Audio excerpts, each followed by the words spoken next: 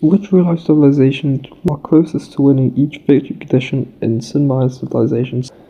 These are just the top contenders of each of the 6 categories right now and in the past. The time/score victory, however you want to call it, will not be considered, as it's kind of just that you didn't do as bad as the others victory instead of you actually did good enough.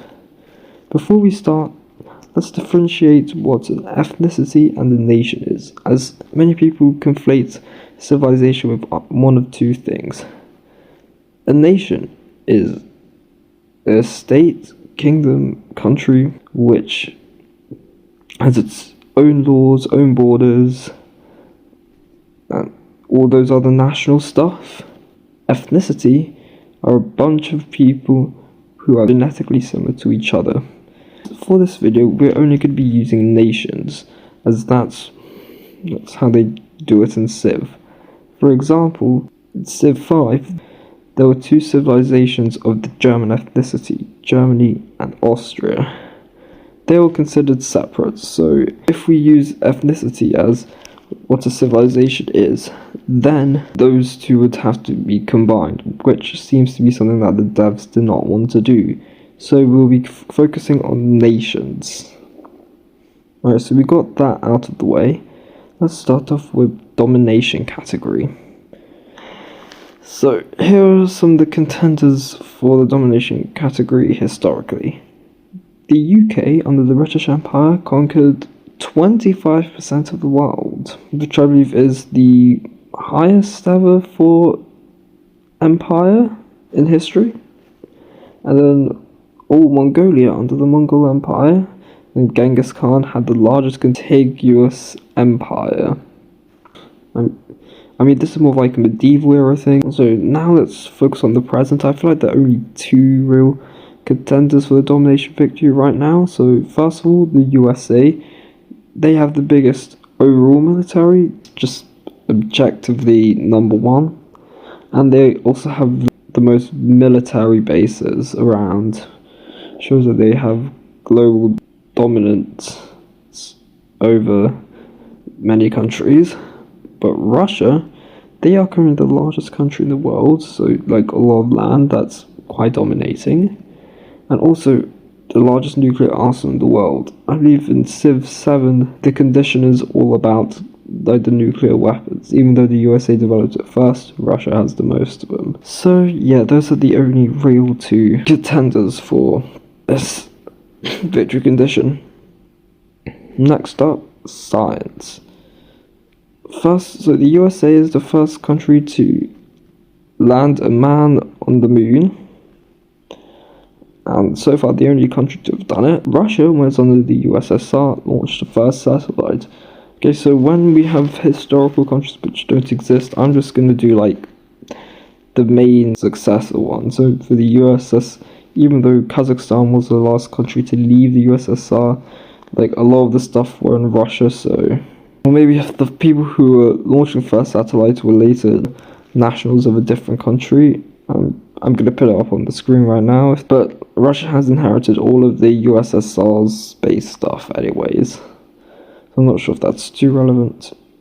China, India and Japan have all landed spacecraft on the moon. So that's like one of the main things that you have to do for a space victory. Here's some stuff which are more related to like science output rather than space. USA and the UK have the top universities, so that the Ivy League, Russell Group. Everyone knows about Harvard, Stanford, MIT, then Oxford, Cambridge. Like outside those 2 countries, like I don't think many people really care. And also, even the USA is Silicon Valley, which are the main tech hubs, but China, who has Shenzhen, and India, who has Bengaluru, are all combating Silicon Valley for the top spot. Both of them are like emerging tech IT hubs. So those are all the potential contenders for science. Next one, religious victory. I am going to consider denominations in this, and there are only 3 religious denominations who I think are capable enough of winning. First of all, Catholicism, which is currently the largest denomination in the world. It might be Sunni. Islam, which is the second one. One of those two. So Vatican is where Catholicism is headed, and Mecca, so Saudi Arabia, is where Sunni Islam is. And you also got Protestantism, which is also a reasonable contender. It was founded in Germany, Wittenberg, so I suppose they have the claim to it. But things that atheism is growing rapidly, like around the world. So I don't think any country will win religiously in the future. Economic victory. So the richest, before colonization, the richest region in the world was India, and more specifically the Bengal region. So that's modern day Bangladesh and West Bengal under the Bengal Suba. It was a major hub for trade, spices, jute, textiles. I think jute is a type of textile. Oh well. I'll check. But then, after they got colonized, the economic victory suddenly tilted towards the UK, Portugal, and Netherlands. Especially the UK, but yeah, Netherlands and Portugal are also in the race because they were like the maritime trade countries. They had all the bases around the world where they stop over for trade and all that. They made the most money off it. But now the USA by far has the largest economy and also have most of the giant corporations. Europe is trying to counter all those American brands, especially after the tariffs last year. But China is the largest reach of international trade and is where many emerging businesses which rival the USA. They're all combating traditional American companies, and also most countries in the world have China as their largest exporter or importer. I'm not sure. I think it might be just general trade partner. If we talk about just raw money, getting money to help, the UAE is not the producer, but the magnet, the attractor of all the billionaires and desiring rich people. Like a tax haven, so they've got all the resources which allow people to become rich, or they just become rich and go to the UAE. But they're still attracting a lot of people and money influence that way. If we talk about GDP per capita, then Luxembourg, not sure how relevant it is, the economic victory might change in the future, but I suppose that is something Luxembourg has. Also, I'm not counting all the microstates. Next up, cultural victory. This is probably the most layered one, because there's so much stuff which could lead to victory. Just term culture in general is very vague. So yeah, I have narrowed it down to just two things which have been prominent in Civ series. One is tourism and one is soft power influence. For soft power influence, I could have done so much. I could have just spent half the video talking about it, but this did have to be condensed. Historically, the USA and UK were the first countries which had overall global dominance in culture. They still do. Many people want to move there, not because the countries are that great, but I mean they are great, but they can't. Both of them are been on a decline, but people still want to move to those countries because of the culture. But yeah, where now competition is increasing a lot, and two countries which have been challenging them, Japan and South Korea. There's stuff like manga, anime, K-pop, which pretty much everyone is starting off, especially Japan, all the weebs who are coming in, all around the world. This definitely does give Japan a lot of influence and a lot of, culture, really, which is useful for this victory type. If you look at on a strictly tourism point of view, France has the most international tourists. Thailand has the most visited city, being Bangkok, and Italy has the most overall UNESCO World Heritage sites. It makes sense. All three of those countries are France I've been to already. Italy and Thailand are two countries which I would really like to go to in the future. So, yeah, that makes sense. Finally, diplomatic. Again, just a religious. I don't think this victory condition is going to be achieved anytime soon because the world is heading to a more multipolar world, so traditional superpowers will have fewer reliable allies. We have the 5 permanent UN Security Council members: USA, UK, France, Russia, China. They will have UN veto power, which is quite influential. And then the UN, where are they based? So the headquarters in New York.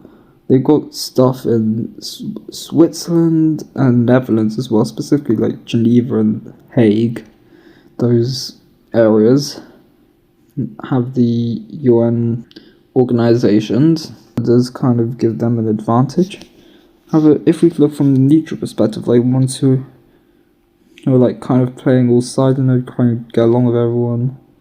Well, okay, maybe not trying to get along, but trying to play like that dominant neutral power. Qatar and Turkey are like generally those two countries which come into mind. Many like peace talks, peace summits happen in either of them. As a result of this, if we use a Civ 5 condition, where it's like to just win a vote, to like try to pass vote, some of that, then Mexico has voted yes the most in UN resolution vote history, which shows that they are committed to these international organizations. Alright, so now we've listed a bunch of contenders for each. Let's have a final conclusion of which country would be closest to winning each category. So for domination, I'd say probably historically I'd say the UK would be up there, but now USA or Russia. I suppose the USA? Yeah, because Russia has been taking some L's recently in Ukraine, Armenia, Syria, recently in Venezuela as well. So I feel like those, and also in Iran now, so yeah, I feel like that does give USA the edge. Science, no one is particularly close. It's probably the USA again. They're like the closest in line to the Alpha Centauri space mission thing. And realistically, this is something no one is really close to yet. Religious, well, right now it would be Saudi Arabia. Sunni Islam is the largest denomination. With the rise of atheism, I feel like getting a religious victory would be impossible. Economic, historically, one of like the major trade powers in their respective time periods, like UK, Netherlands, Bangladesh. Now though, I have to say China. When USA had the largest economy, it was like they had like European contenders during the World War periods and then the Cold War. I mean, there was that time from 1990s to around like the late 2000s where USA was dominant, but now I feel like they might have lost it to China, especially with China investing all infrastructure projects in many countries. Culture. This is really like ambiguous. I'd say if we look if it's like towards Civ 6, Civ 5 Brave New World, then yeah, I'd say like probably France has the most. But if it's Civ 7 condition where it's about like historical sites and artifacts, and probably Italy. Not sure. If I had to choose I'd probably lean slightly more on France to be the leading culture. Diplomatic. Alright. So people tend to consider soft power as like a main cultural thing and hard power as like an economic and domination thing. I'm going to say hard power is a diplomatic thing. And I feel like it's more about like neutrality being like the peace center, the hub of world affairs, kind of. So if I had to say, I think Qatar's like too new, too recent. If I had to choose between one of the two, probably Switzerland. Yeah, I think I've got my 6 winners all set.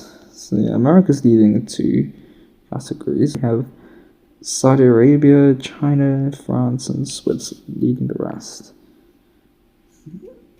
Yeah, although for pretty much all of these, except from, well, religious, because it's kind of objective, and science, because literally no one else has made progress, these were all quite hard, decisive decisions to make, so anytime in the future I could feel like switching it due to world events or just my opinion changing. Alright, so that's the end of the video. I hope you guys liked it. Don't forget to like and subscribe. It will make my day and also really help me out. Alright.